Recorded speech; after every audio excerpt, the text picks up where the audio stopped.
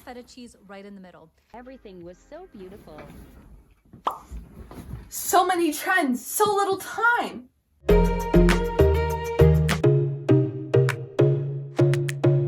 Hey guys, welcome back to another episode of Hey Alexia, What's Trending? If you've been watching this series for a while, you know that my job is to cover trends. Everything from Baby Yoda to hot chocolate bombs to potential aliens. So you might be wondering what goes into the decision process of making one of these episodes. Out of all the trends that are out there, how do I decide which one to cover for each episode? Well, it takes a lot of research. What are you doing? Very important research. Like I said, a lot of research. Then I go back and forth with my producer and the CBC Kids news team to make a final decision. Trends pop up out of nowhere all the time.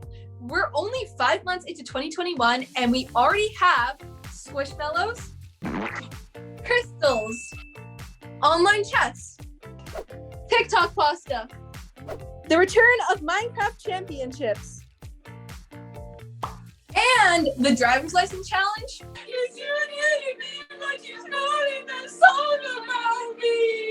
Prince Harry and Meghan Markle, the Tales of Ladybug and Cat Noir, Book Talk, the Mosaic Challenge, the Slipping Through My Fingers Challenge, the Tell Me This Without Actually Telling Me a Challenge. I don't know, I think I listed off all of them. So how exactly does a trend start, and why do we all jump on the bandwagon? In the book, Trending, How and Why Stuff Gets Popular, Kira Vermond and Clayton Hanmer take a look at a bunch of trends over the years and explain where they come from and how trends affect us as a society.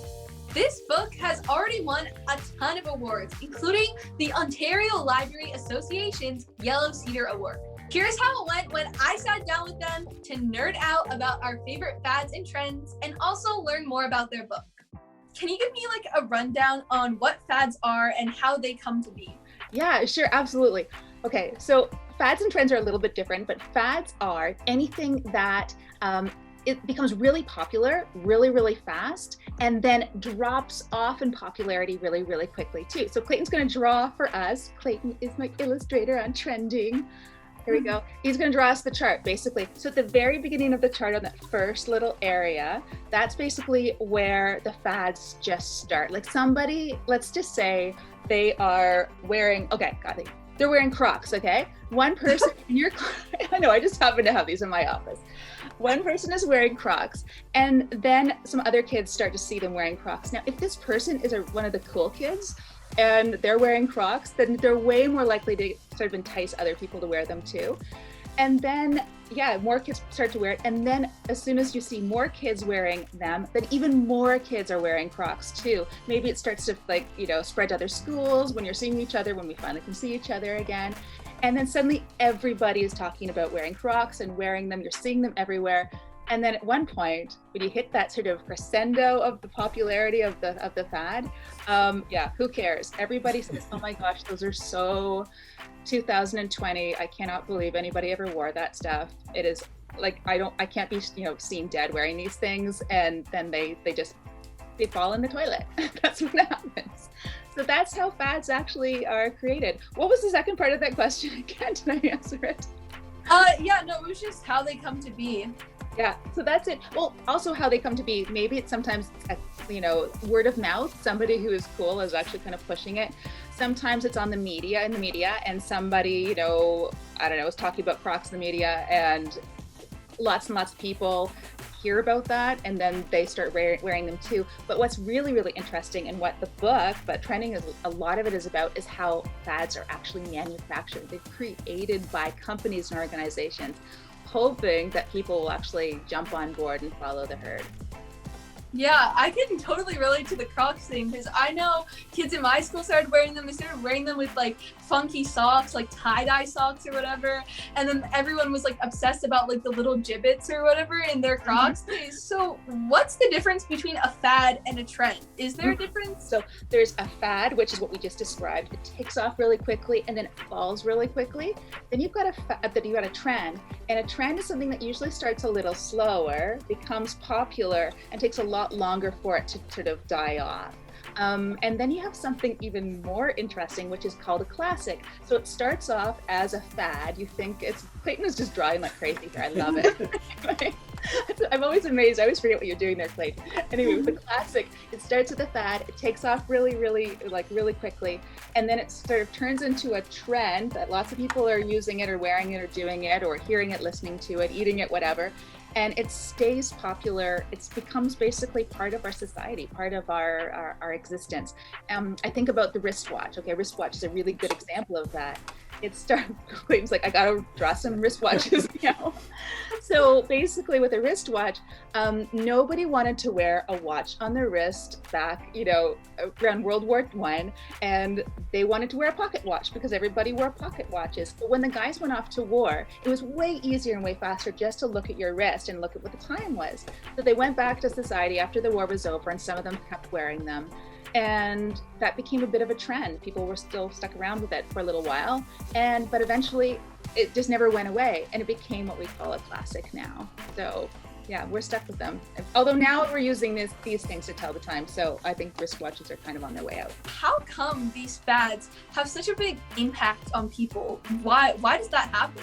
They really speak to how we feel about ourselves. I know when I was doing some research into fads and trends that kids will actually sort of want to follow the herd and actually get caught up in a trend and the hoopla because they want to fit in. They want to fit in with their friends. They want to fit in and look cool or feel like they're part of the crowd, part of their community. Now, adults are interesting. Adults actually follow the herd or get caught up in trends and fads because they want to show off. They want to keep up with the Joneses and show that they have the cool stuff too. So there's a bit of a different driver. I saw that you had a chapter about bad fads.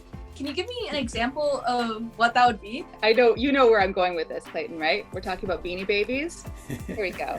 You have to understand what a fad is. That it's not the thing. It's not that the Beanie Baby is becoming super popular. It's the idea that the Beanie Baby is cool. That's actually what is moving and grooving from person to person to person. So that idea can really have a really bad influence on people because they get caught up in the hoopla, they don't do things that they're supposed to do, they're doing things that may be even illegal. That's a bad fad for sure. So Beanie Babies was one where it started out as this cute little fun thing for kids, and then adults got involved and they started selling them for like super high amounts of money online, and people actually lost like $100,000 that they put aside for their kids' education. They lost that. Another guy had gone into a store and he actually held up a store for Beanie Babies. He didn't even want the money. He just wanted the Beanie Babies because they were worth so much.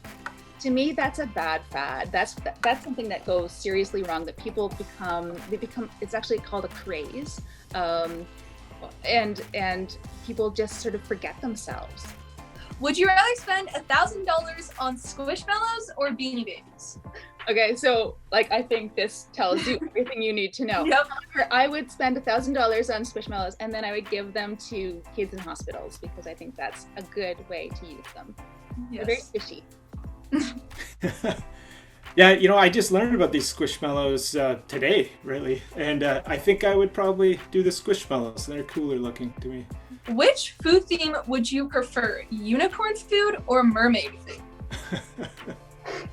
Okay, so we did talk about the unicorn frappuccino in the book, and I came to really hate them because they were made to be Instagrammable. They tasted horrible. That one was just not good. It was gross. Yeah. So I would say I would go with mermaid just because, it's kind of glittery and fun, and hopefully it tastes better. Clayton, what do you think?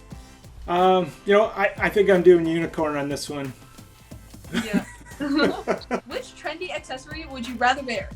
Dad hats or 90s style sunglasses? I already have a dad hat on right now, I think. So I guess I have to go with dad hats, although I also wear 90s sunglasses, so. And for me, I would totally do dad hat because I am rocking pandemic hair right now and I totally want to just cover it up. So dad hat for sure. Thank you so much again to Kira and Clayton for talking fads and trends with me. What do you think? Would you rather spend $1,000 on Squishmallows or Beanie Babies? I'm gonna fall. I'm Alexia for CBC Kids News. Thanks for watching. See you next time.